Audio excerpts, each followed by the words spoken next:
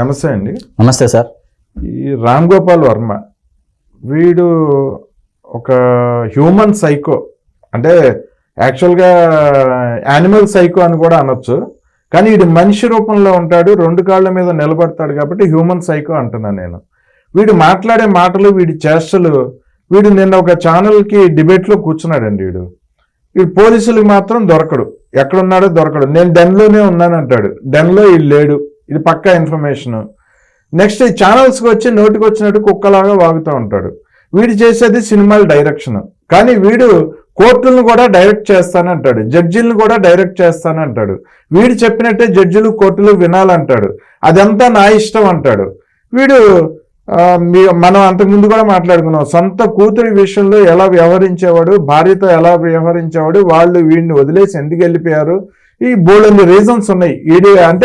వీడి మెంటాలిటీ ఎలాంటిది, వీడి సైకాలజీ ఎలాంటిది, వీడి హ్యూమన్ రిలేషన్స్ ఎలా ఉంటాయి అని చెప్పడానికి నేను ఈ విషయాన్ని మాట్లాడుతున్నాను. ఇక వీడి మాటల్లో కొన్ని విషయాలు నేను పొందుపరుస్తాను, మీకు వినిపిస్తాను. దాని మీద ఒకసారి నాకు విశ్లేషణ చెప్పండి. ఎలా చేస్తారు? మీకు వ్యతిరేకంగా 10లో 9 మీకు మిమ్మల్ని తిడుతున్నో మిమ్మల్ని హేళన చేస్తూనో వస్తే మీరు పట్టించుకోవట్లేదు. కానీ పట్టించుకున్న వాళ్ళు మీ వల్ల మేము గాయపడింది అన్నప్పుడు మీరు దానికి సారీ చెప్తారా, వెనక్కి తీసుకుంటారా? ఖచ్చితంగా చెప్పేదండి, ఏది చేసినా ఫ్రీడమ్ ఆఫ్ ఎక్స్ప్రెషన్ కి ఫ్రీడమ్ ఎందుకు రావాలి? అఫెండ్ అయితేనే ఉండాలి ఫ్రీడమ్. వాళ్ళు అఫెండ్ ఏమని చెప్తున్నారు అదర్ పార్టీ. నేను అదే చెప్తున్నానండి, అది లీగల్ రీకోర్స్ లో మీరు మోరల్ గా చెప్తున్నారా, లీగల్ గా చెప్తున్నారా? లీగల్ గా ఎవరినైతే నేను అన్నాను, ఒకవేళ అని ఉంటే కనుక వాళ్ళు తీసుకోవాలి స్టెప్. సంబంధం లేని ఎవరైనా తీసుకుంటే, ఇప్పుడు నన్ను ఎవరో ఒక యూట్యూబ్ లో ఎవడో నన్ను తిట్టాడు, లేకపోతే ఇక్కడ మన ట్విట్టర్ లో ఏదో తిట్టాడు అని ఇంకో నేను కేసు పెడతారా? అన్నారు ఇవి పోస్టులు, నేను ఈ పోస్టులు చూపించటం. ఒకసారి అసలు ఎవరినైతే అన్నానో వాడొచ్చి ఎఫ్ఎండ్ కింద ఫీల్ అయ్యి నా మీద కేసు పెట్టాలి, కానీ మనోభావాలు దెబ్బతిన్నాయని ఎవడు పడితే నా మీద కేసు ఎలా పెడతారు అంటున్నాడు. ఈ వాదన ఎంతవరకు కరెక్ట్ సార్? రామ్ గోపాల్ వర్మ గారు రాజశేఖర రెడ్డి గారు మరణించిన తర్వాత, అంటే చనిపోయిన తర్వాత ఆయన అభిమానులు కానీ, ఆయన ద్వారా లబ్ధి పొందిన కుటుంబాలు అయితేనేమి, ఆయన ఎక్కడో పావురాల గుట్టలో చనిపోయినాడని చెప్పేసి ఎంతమంది మనోభావాలు దెబ్బతిని చాలామంది అప్పట్లో జగన్మోహన్ రెడ్డి గారు పాదయాత్ర పెట్టుకొని పరామర్శ యాత్ర అని చెప్పేసి చేయడము జరిగింది. మరి రాజశేఖర రెడ్డి గారు చనిపోతే వాళ్ళ ఇంట్లో ఉండే సభ్యులు బాధపడాలి, కానీ రాష్ట్రం మొత్తం ఎందుకు బాధపడింది సార్? అంటే ఇక్కడ అతనికి క్లారిటీ మిస్ అవుతున్నాడు. ఫర్ ఎగ్జాంపుల్ ఇంకోటి చెప్దాం సార్, తిరుమల లడ్డు హిందువుల యొక్క పవిత్రమైనటువంటి ఆరాధ్య దైవం, కలియుగ దైవం శ్రీ వెంకటేశ్వర స్వామి. ఒక్క హిందువులకే కాదు, ముస్లింలు వెళ్ళే వాళ్ళు ఉన్నారు, హిందువులు వెళ్ళే వాళ్ళు ఉన్నారు, క్రిస్టియన్స్ కూడా వెళ్ళే వాళ్ళు ఉన్నారు, చాలా మంది ఉన్నారు వెంకటేశ్వర స్వామికి వెళ్ళేవాళ్ళు. అది వారి యొక్క వ్యక్తిగత నిర్ణయం. అటు ఉంచితే మరి వెంకటేశ్వర స్వామి యొక్క ప్రసాదమైనటువంటి లడ్డు కల్తీ జరిగినప్పుడు ఎక్కడో అంటే నార్త్ ఇండియాలో, ఉత్తర భారతదేశంలో ఉన్నటువంటి రాష్ట్రాలు ఎందుకు బొగ్గుమన్నాయి? ఎందుకు జగన్మోహన్ రెడ్డి గారి యొక్క దిష్టి బొమ్మలు దగ్ధం చేశారు? మరి జగన్మోహన్ రెడ్డి గారి ప్రభుత్వంలో లడ్డు కల్తీ జరిగితే అధికారులు, అంటే ఆయన logic sense baseless arguments sir. ఏదో నన్ను మించిన తెలివైనోడు లేడు, నన్ను మించిన ఇది లేడు అంటే ఆయన చెప్పిన ప్రకారం లడ్డూలో కల్తీ జరిగితే వెంకటేశ్వర స్వామి స్వయంగా వచ్చి కంప్లైంట్ చేయాలి కదా? ఎస్ సార్, నేను అదే అంటున్నాను. ఇప్పుడు ఆయన చెప్పే అఫెండ్ ఏంది? అఫెండ్ ఉన్నప్పుడే ఫ్రీడమ్ ఆఫ్ ఎక్స్ప్రెషన్. ఎక్స్ప్రెషన్ అంటే ఏంది సార్? ఎమోషన్, నథింగ్ బట్ ఒక ఎమోషన్. అది బాధ కావచ్చు, ఆనందం కావచ్చు, సంతోషం కావచ్చు, ఈర్ష్య కావచ్చు, అసూయ కావచ్చు, ద్వేషం కావచ్చు, అభిమానం కావచ్చు, గౌరవం కావచ్చు, ఏదైనా కానీ ఎమోషన్ కిందే కదా లెక్క. అవును, ఇన్ని చెప్పాను సార్ నేను. ఇన్ని దాంట్లో ఎమోషన్ అనేది ఏదో ఒకటి క్యారీ చేస్తారు ఒక విషయం పట్ల. ఇప్పుడు పెట్టిన వాడే బాధపడాలని రూల్ ఏం లేదు, రాజ్యాంగంలో ఏం లేదు కదా. ఫ్రీడమ్ ఆఫ్ ఎక్స్ప్రెషన్ ఇప్పుడు ఆర్టికల్ 19 అంటున్నాడు, ఏదో భావ ప్రకటన స్వేచ్ఛ హక్కు అంటున్నారు. మరి నీకు ఏ రకంగా అయితే ఆ ఫ్రీడమ్ ఆఫ్ ఎక్స్ప్రెషన్ ఉందో అవతల యొక్క ఎవరైతే నువ్వు మనోభావాలు దెబ్బతిని వాళ్ళకు కూడా ఫ్రీడమ్ ఆఫ్ ఎక్స్ప్రెషన్ అయితే ఉంటదిగా. డెఫినెట్ గా ఉంటుంది. ఇప్పుడు గతంలో ఇదే రామ్ గోపాల్ వర్మ అంటే జగన్మోహన్ రెడ్డి గారిని ఎవరో ఏదో పట్టాభి గారు తెలుగుదేశం పార్టీ ఆఫీసులో కూర్చొని బోస్ డీకే అన్నారు అని చెప్పేసి దానికి ఎవరో మనోభావాలు దెబ్బతిని తెలుగుదేశం పార్టీ ఆఫీస్ పైన దాడి చేయడం వాస్తవమా కాదా? 4 కార్యకర్తల్ని హత్య చేయబోయారు, మారణాయుధాలతో కొట్టారు ఆ రోజు. ఎస్ సార్, ఎగ్జాక్ట్లీ నేను ఏమంటున్నానంటే ఈ బేస్లెస్ లాజిక్స్ మాట్లాడడం వల్ల రామ్ గోపాల్ వర్మ గారి యొక్క వయస్సు మీద పడి మతి భ్రమించి మాట్లాడుతున్నటువంటి మాటలు. అతని పని అయిపోయింది, అతని ఏంటంటే నా పని అయిపోయిందని డైరెక్ట్గా చెప్పుకోలేడు కదా. తన యొక్క ఉనికిని చాటుకోవడం కోసము నేను నిరంతరం మీడియాలో ఏదో రకంగా ఒక కాంట్రవర్సీతో కనపడాలనే ఒక అత్యుత్సాహంతో చేస్తున్నటువంటి వాదనలు, ఓవర్ యాక్షన్ తప్ప అతని యొక్క మాటలలో ఎటువంటి బేస్లెస్ ఆర్గ్యుమెంట్స్ తప్ప ఎక్కడ దాంట్లో బేస్ అనేది లేదనేది నేను చెప్తాను. మరో ముఖ్య విషయం ఉంది ఇక్కడ ప్రస్తావిస్తాను. ఈయన చంద్రబాబు గారు, లోకేష్ గారు, పవన్ కళ్యాణ్ గారు ఫేసుల్ని 3 దున్నలకి తగిలించి ఒక పోస్ట్ పెట్టారు వ్యూహం సినిమా రిలీజ్ అప్పుడు. దాన్ని ఒక పోస్టర్ కింద సోషల్ మీడియాలో పోస్ట్ చేశారు. దాని గురించి ఎవరు ఎంతమంది అడిగినా కూడా ఈయన ఎక్కడెక్కడో కూర్చొని దొంగతనంగా వీడియోలు రిలీజ్ చేస్తూ అది అసలు నేను పెట్టలేదు, పెట్టానో లేదో నాకు గుర్తులేదు, ఎప్పుడు పెట్టానో కూడా నాకు తెలియదు అని చెప్పాడు. మీరు కూడా విన్నారు, అది లాస్ట్ టైం కూడా మనం మాట్లాడాం దాని గురించి. కానీ నిన్న ఉదయం నుంచి ఆ పోస్ట్ కనపడట్లేదు, డిలీట్ చేశాడు. ఈ విషయం మరి ఆయనకి గుర్తే లేనప్పుడు ఆ పోస్ట్ని ఎందుకు డిలీట్ చేశాడు? ఆ పోస్ట్ తప్పని చెప్పి ఆయనకి అనిపించడం వల్లే కదా డిలీట్ చేశాడు. కోర్టుకి సాక్ష్యాధారాలు దొరకకుండా చేయడానికే కదా డిలీట్ చేశాడు. మరి అవన్నీ స్క్రీన్ షాట్స్ నిన్న ఆయన మీద పెట్టిన కేసులో అవన్నీ ఫైల్ చేస్తున్నారు ఆల్రెడీ. ఈయనకి అసలు పెట్టిందే నాకు గుర్తులేదని అంటే ఓవర్ యాక్షన్, మీరు అన్నట్టు ఓవర్ యాక్షన్ చేస్తున్నాడు ఛానల్స్ ముందు డిబేట్స్ లో. పెట్టిందే గుర్తులేనప్పుడు, నేను పెట్టిందే నాకు తెలియదు అన్నప్పుడు అది డిలీట్ ఎందుకు చేశాడు?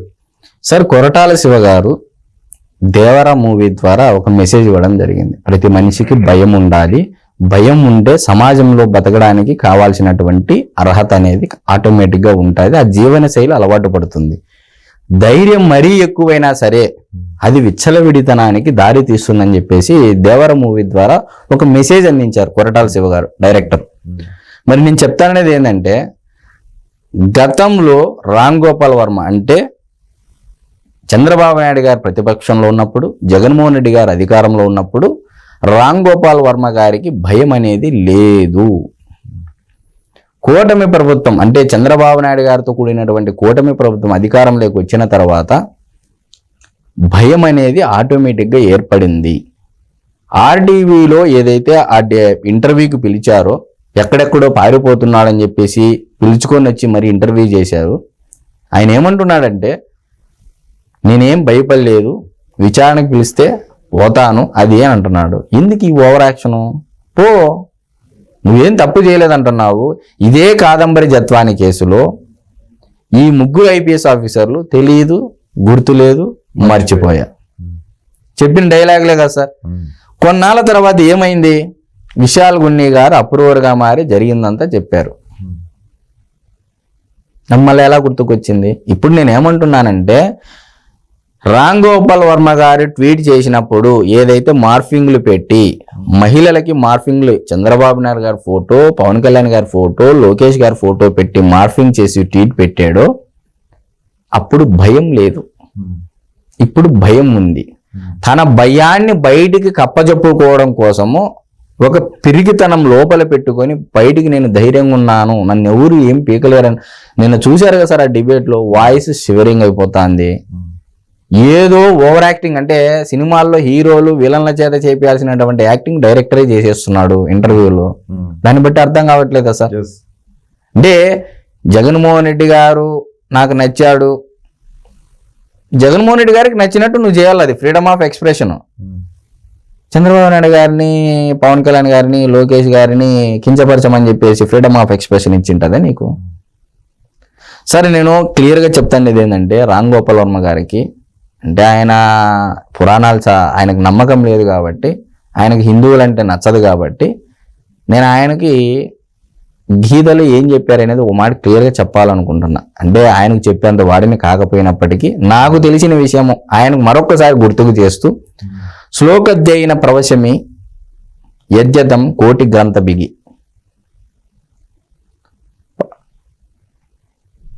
మామూలుగా ఇది ఏం చెప్తుందంటే, కోటి గ్రంథాలు వ్యాసుడు మహాభారతం రాశాడు. దాదాపు 1,700 శ్లోకాలు ఉంటాయి సార్. వినాయకుడు రాస్తా ఉంటే 75,000 శ్లోకాలు అయిన తర్వాత, ఇంకా ఏంది స్వామి మీ కవులలు రచయితలతో పెట్టుకుంటే మాకు ఎప్పుడు ఇది పూర్తవుతుంది, ఇంత చాటభారతం చెప్పేదానికన్నా ఒక లైన్లో చెప్పకూడదా మాకు అంటే నేను చెప్పలేను అనుకుంటున్నావా వినాయక, చెప్పేకుంది రాబోయేది కలికాలము. కలికాలంలో ఎలా ఉంటుందంటే పరిస్థితి, ఇంత శాటభారతం చెప్పినా కూడా ఎక్కేది బరువు చెవులకి, వితండవాదం తాండవం చేస్తుంది అని చెప్పేసి చెప్పడం జరిగింది. శ్లోకధ్యయన ప్రవశమి యజ్ఞతం కోటి గ్రంథ బిగి. కోటి గ్రంథాలు ఏదైతే మొదలయ్యాయో ఆ కోటి గ్రంథాల సారాంశము ఒక్క శ్లోకంలో చెప్పగలుగుతా. నువ్వు ఒక్క శ్లోకంలో చెప్పమంటున్నావు, నేను 6వ శ్లోకంలోనే చెప్తాను అని చెప్పేసి చెప్తాడు. ఈ రామ్ గోపాల్ వర్మ ఒక వితండవాదం చేస్తాడు. ఎన్టీ రామారావు గారు లక్ష్మీ పార్వతిని వివాహం చేసుకున్నప్పుడు ఎన్టీ రామారావు గారి మీద నాకు ఒక రకమైన అభిప్రాయం నా మనసులో ప్రింట్ అయిపోయింది. ఆ సినిమా యొక్క ప్రభావమే లక్ష్మీ ఎన్టీఆర్ తీశానంటాడు. సో అంటే ఎన్టీ రామారావు గారి జీవితం చరిత్ర గురించి తీయడానికి ఈయనెవడు, ఈయన మనోభావాలు దెబ్బతిన్నాయని చెప్పి సార్ ఎప్పుడో 1980వ సంవత్సరం కాటి నుంచి జరిగిన సిచ్యువేషన్లు జరిగితే నువ్వు 2019, 2014 ముందు ఎలా తీస్తావు సినిమాలు?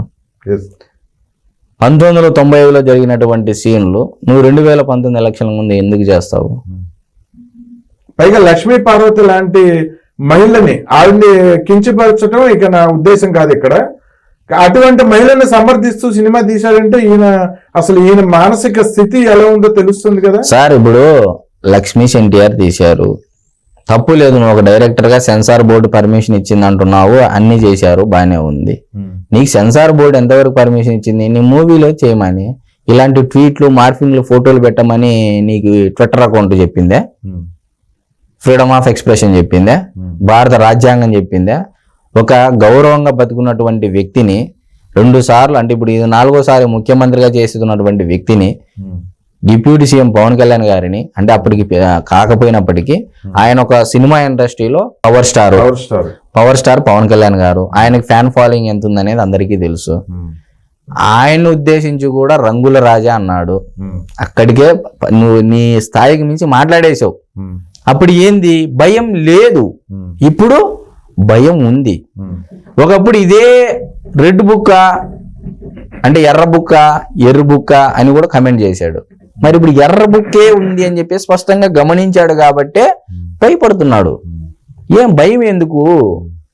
ఏమైతుంది? నువ్వు చూడనే నువ్వు సినిమాలు తీసావు అంటే సార్ వితండవాదం చేస్తున్నాడు. అతని ఆర్గ్యుమెంట్స్ ఎవడు వినడంలే. ఎవరో పనికిమాలోళ్ళు అంటే అతను చెప్పేదే కరెక్ట్ అన్న వాళ్ళు తప్ప, ఎక్కడ రాజశేఖర రెడ్డి గారు చనిపోతే జగన్మోహన్ రెడ్డి గారి యొక్క కుటుంబ సభ్యుల్లో మనోభావాలు దెబ్బతిని వాళ్ళు ఇబ్బందులు పడాలా కానీ వాళ్ళు ఏదన్నా కేసులు పెట్టుకోవడం, లేకపోతే మా నాన్న సిబిఐ కోరడం వాళ్ళు చేయాలి. ఇంతమంది రాష్ట్ర ప్రజానీకంలో ఉన్నటువంటి అభిమానులు, ఆయన ద్వారా లబ్ధి పొందిన కుటుంబాలు రోడ్లమ్మడైతే తిరిగి చాలా మంది గుండెకి చనిపోయినారని చెప్పేసి వీళ్ళే చెప్పారు. అంటే ఇప్పుడు ఆ మనోభావాల అంటే ఒక నాయకుడి పట్ల ఉన్నటువంటి అభిమానము, ఆ మనోభావాలే కదా సార్ కారణము. ఇందాక చెప్పాను ఎన్ని ఫ్రీడమ్ ఆఫ్ ఎక్స్ప్రెషన్ అనేది, ఎమోషన్ అనేది ఎన్ని రకాలుగా ఉంటుంది అనేది. అంటే ఏం లేదు సార్, ఆయన చెప్పేది గొర్రెలు ఉన్నంత వరకు ఆయనది జరుగుతూ ఉంటుంది. దీనికి ఎక్కడో చోట ముగింపు ఇవ్వాల్సిందేదే. ఇంకా ఆయన మాటలు వినిపిస్తారు చూడండి. వెనుక నా ఉద్దేశం రామ్ గోపాల్ వర్మ చేసిన అందరూ చూపించారు కదా. మళ్ళీ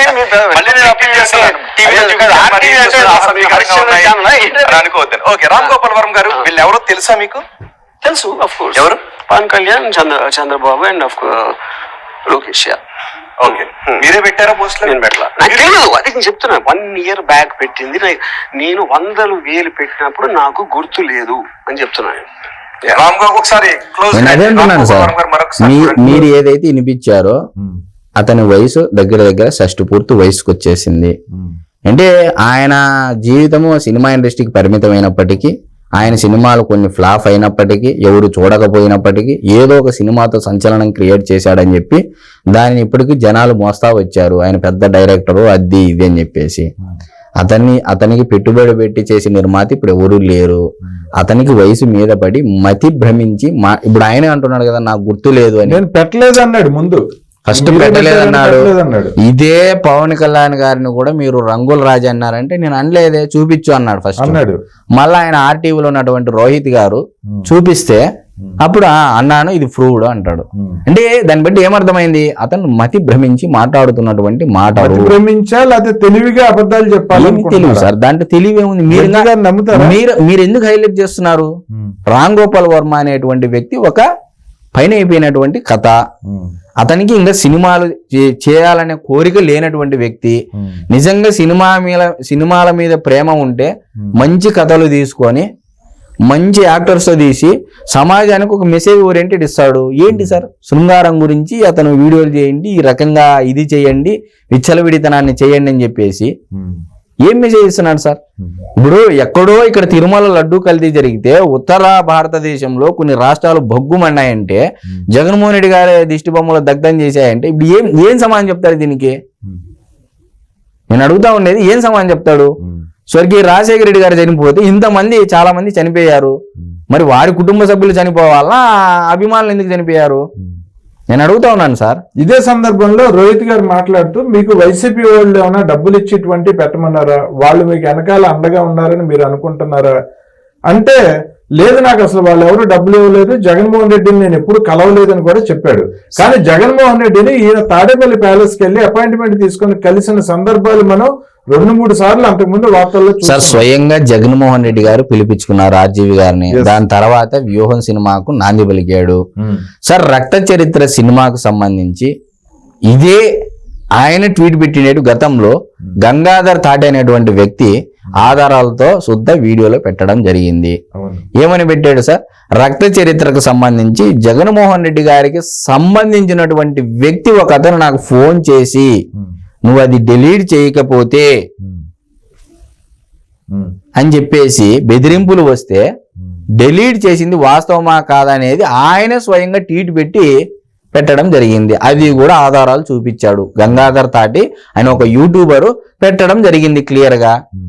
అంటే ఇతను పెట్టినేటివి గతంలో ఏవి గుర్తుకు లేవని అనుకుంటే నేను అదే అంటున్నాను సార్. అతను షష్ఠి పూర్తికి వచ్చాడు, మతి భ్రమించి మాట్లాడుతున్నాడు, మతి మరుపు వచ్చేసింది. ఆయన ఒప్పుకున్నట్టే కదా, సంవత్సరం కింద పెట్టిండేది నాకు ఇప్పుడు గుర్తు లేదంటే ఇప్పుడు ఆయన యొక్క వాదన మనం పట్టించుకోవాల్సిన అవసరం లేదని నేను అంటున్నా. అంటే జగన్మోహన్ రెడ్డి నేను ఎప్పుడు కలవలేదు, ఆయన ఎవరో నాకు తెలియదు, వాళ్ళు చెప్తే నేను ఇవన్నీ చేయలేదు అంటున్నాడంటే ఇండైరెక్ట్ గా అసలు జగన్మోహన్ రెడ్డి ఇవన్నీ వెనకాల నుండి చేయించాడంటారా? ఇప్పుడు అతను టైం ఇచ్చారు సార్. ఫస్ట్ లో ఇదే కాదంబరి జత్వాని గారి కేసులో ఐపీఎస్ ఆఫీసర్లు క్లియర్ గా ఏమని చెప్పారు? తెలియదు, గుర్తులేదు, మర్చిపోయా. తర్వాత మంగళగిరి పార్టీ ఆఫీసుకు సంబంధించి దాడి ఘటన కేసులో లేలప్పిరెడ్డి, తలసిల రఘురాము, దేవినేని అవినాష్ వాళ్ళు చెప్పినటువంటి డైలాగులు ఏంది? తెలీదు, గుర్తులేదు, మర్చిపోయా. మరి రఘురామకృష్ణరాజు గారి కేసులో ఉన్నటువంటి నిందితులు తెలీదు, గుర్తులేదు, మర్చిపోయా. ఇప్పుడు ఆర్జీవీకి సంబంధించి ఈ మార్ఫింగ్ ట్వీట్లకు సంబంధించి కేసు తెలీదు, గుర్తులేదు, మర్చిపోయా. అంటే ఏది జరిగినా తర్వాత పోలీసులు వెళ్ళి వాళ్ళ పద్ధతి ప్రకారము లైవ్ డిటెక్టర్ టెస్టులు ఉంటాయి, నార్కోటిక్ టెస్టులు ఉంటాయి, చాలా ఉంటాయి పద్ధతులు. ఆటోమేటిక్ గా నిజాలు రాబడతారు వాళ్ళు. ఇది సంఘ విద్రోహ కార్యక్రమం రామ్ గోపాల్ వర్మ చేస్తున్న కార్యక్రమాలు ఇవి సార్. అలాగే చూడండి, క్రిమినల్ ఎలా వస్తుంది అంటే గ్రూప్ ఆఫ్ అంటే 2 గ్రూపుల మధ్య వైరాన్ని పెంచడం అనేది క్రిమినల్ అప్రోచ్ అవుతుంది. ఇప్పుడు వైఎస్ఆర్సీపీ పార్టీ ఒక గ్రూపు, తెలుగుదేశం పార్టీ ఒక గ్రూపు, జనసేన పార్టీ ఒక గ్రూపు, అవునా కదా సార్? చంద్రబాబు నాయుడు గారు, లోకేష్ గారు తెలుగుదేశం పార్టీకి సంబంధించినటువంటి వ్యక్తులు, పవన్ కళ్యాణ్ గారు జనసేన పార్టీకి సంబంధించినటువంటి వ్యక్తులు, జగన్మోహన్ రెడ్డి గారు వైఎస్ఆర్సీపీ పార్టీకి చెందినటువంటి వ్యక్తులు. ఇది అందరికీ తెలుసు. ఇప్పుడు ఈ పార్టీస్ మధ్య ఈ గ్రూప్ ఆఫ్ వాళ్ళ మధ్య వైరాన్ని పెంచడమేగా. అంటే క్రిమినల్ అప్రోచ్ అవుతుంది. లోపలికి వెళ్ళి పద్ధతి ప్రకారము 1st degree, 2nd degree, 3rd degree ట్రీట్మెంట్లు ఉంటాయి.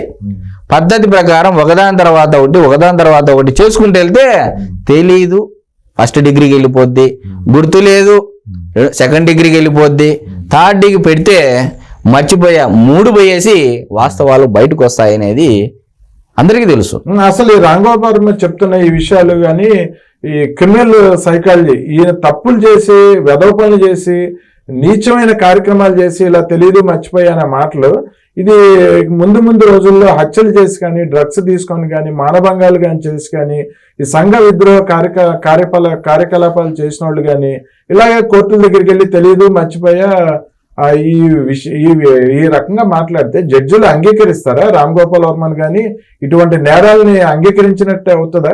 అంగీకరించగలుగుతారా? సార్ ఇప్పుడు రామ్ గోపాల్ వర్మ గారు కూడా సమాజంలో ఒక ఇన్ఫ్లుయెన్సర్. ఆయన అసలు పోలీసుల వరకు ఎందుకు సార్, గౌరవ హైకోర్టు న్యాయస్థానమే సుమోటోగా తీసుకొని అతన్ని లోపల వేయచ్చు. నువ్వు సంఘ విద్రోహ శక్తిగా తయారవుతున్నావు, నీ వల్ల రాష్ట్రానికి దేశానికి సగం నాశనం అయిపోతా ఉందని చెప్పేసి గౌరవ హైకోర్టు న్యాయస్థానమే సుమోటోగా కేసు నమోదు చేసి విచారించి లోపల వేయచ్చు సార్. ఒకవైపు జగన్మోహన్ రెడ్డి గారు డైరెక్ట్ గా అధికారులను బెదిరిస్తున్నాడు, ఒకవైపు రామ్ గోపాల్ వర్మ గారు మీరేదో పీకండి అని చెప్పేసి పోలీసులను బెదిరిస్తున్నాడు. అంటే దాని అర్థం ఏంది? గౌరవ హైకోర్టు న్యాయస్థానం ఇప్పటికైనా సుమోటోగా కేసు తీసుకొని నమోదు చేసి ముందు లోపలేయండి, నిజాలు రాబట్టండి, మమ్మల్ని రిమాండ్కి పంపించండి అని చెప్తే ఏమవుద్ది సార్? ఇప్పుడు అతను ఒక ఇన్ఫ్లుయెన్సరు, అతని 2 తెలుగు రాష్ట్రాల్లో సుపరిచితుడు ప్రతి ఒక్కరికి, రామ్ గోపాల్ వర్మ అని. అటువంటి వ్యక్తి తప్పుదారి వెళ్ళినప్పుడు కరెక్ట్ దారిలో పెట్టడం అనేది గౌరవ హైకోర్టు న్యాయస్థానం కూడా యొక్క బాధ్యత ఉంటుంది కదా సార్. సమాజం పట్ల వచ్చిన సమస్యల పట్లే కాదు కదా, సమాజ హితం కోసము వాళ్ళు కూడా చేయాల్సిన బాధ్యతలు కొన్ని ఉంటాయిగా సుమోటోగా తీసుకొని. ఇప్పుడు ఇది ప్రజా ప్రయోజన వ్యాజ్యమేగా. అతని యొక్క మెసేజ్ రాష్ట్ర మహిళలకు సంబంధించి, 2 తెలుగు రాష్ట్ర మహిళలకు సంబంధించి ఒక మెసేజ్ వెళ్తా ఉంది, బ్యాడ్ మెసేజ్. మరి ఇది ప్రజా ప్రయోజన వ్యాజ్యమా కాదా? మరి హైకోర్టు న్యాయస్థానం కూడా అతని మీద కేసు నమోదు చేసి సుమోటోగా విచారించాలి కంపల్సరీ. ఈయన ఒకప్పుడు ఒక మహిళను పట్టుకొని ఒక సినిమా తీశారు, వెబ్ సిరీస్ కింద రిలీజ్ చేశారు. దాన్ని థియేటర్స్ లో రిలీజ్ చేయడానికి సెన్సార్ సర్టిఫికేట్లు ఒప్పుకోలేదు. సో వెబ్ సిరీస్ లో రిలీజ్ చేశారు. ఆ సినిమా చూసి 4 గోడల మధ్యన జరగవలసిన స్త్రీ కార్యకలాపాలని ఈయన పబ్లిక్ గా వెబ్ సిరీస్ లో చూపించేశారు డైరెక్ట్ గా ప్రపంచానికి. ఎంతో మంది మహిళలు మనోభావాలు దెబ్బతిని వాటిని వ్యతిరేకించారు ఆ సినిమాని. ఇప్పుడు ఇవన్నీ కోర్టులు చూస్తున్నాయి, న్యాయమూర్తులు కూడా చూస్తున్నారు జరిగిన గత చరిత్ర అంతా రామ్ గోపాల్ వర్మది. మరి ఇటువంటి రామ్ గోపాల్ వర్మ ఇప్పుడు కోర్టు ముందు ఈయన పెట్టే వాదనలు, పోలీసులకి సెక్షన్లు ఈయనే చెప్తున్నాడు, కోర్టులు తీర్పులు ఎలా చెప్పాలనేది ఈయనే చెప్తున్నాడు. ఇటువంటి రామ్ గోపాల్ వర్మని కోర్టు న్యాయమూర్తులు అంగీకరిస్తారంటారా? సరే, నేను ఇందాక వరకు అదే చెప్పిండేది. ఎత్తి లోపలేసి వీళ్ళు ఇంకా పోలీసులు ఎందుకు ఉపేక్షిస్తున్నారో ఏం అర్థం కావట్లే, రాష్ట్రంలో ఏం జరుగుతుంది అనేది ఏం అర్థం కావట్లే. ఆయనేమో నేను నా డెన్ లేక్ కూడా పోలీసులు రాలేకపోయినారు అంటాడు. ఒకవైపు ఆయన చేసే పనులన్నీ రాంగ్ పనులు లేడండి, పోలీసులు వెళ్ళారు. సార్ ఒకటే చెప్తున్నాను క్లియర్ గా, హైకోర్టు అనేది కూడా సుమోటోగా తీసుకొని కేసు నమోదు చేసి హైకోర్టు టేకప్ చేసిందంటే ఇది ఎంత సీరియస్. నేను ఎందుకు హైకోర్టును దీంట్లో మాట్లాడుతున్నానంటే ప్రజా ప్రయోజనాలు ఉన్నాయి. 2 తెలుగు రాష్ట్రాలు ఉన్నటువంటి మహిళలకు సంబంధించి ఇతను ఏ విధంగా చేస్తున్నాడనేది ప్రజా ప్రయోజనం దాగి ఉంది.